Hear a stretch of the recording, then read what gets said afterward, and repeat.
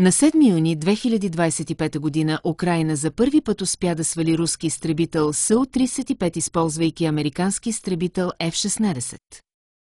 Това е първият подобен въздушен дуел, в който Украйна удържа историческа победа. Су-35 са руски изтребител последно поколение, който изпълнява сложни фигури, като кобрата на Пугачов от висшия пилотаж и докарва до масов оргазъм българските копейки. Руският изтребител е свален от ракета въздух-въздух АИМ-110 Амрам, изстреляна от F-16 от повече от 100 км. Тази история е много показателна и за българските F-16, които България закупи от Америка.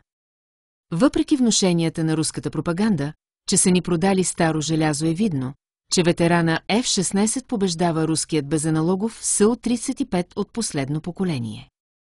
Съвременният въздушен бой основно се води от 100 и повече километра разстояние, в който решаващо значение имат въоръжението и електрониката, а не въздушни маневри в стил Втората световна война.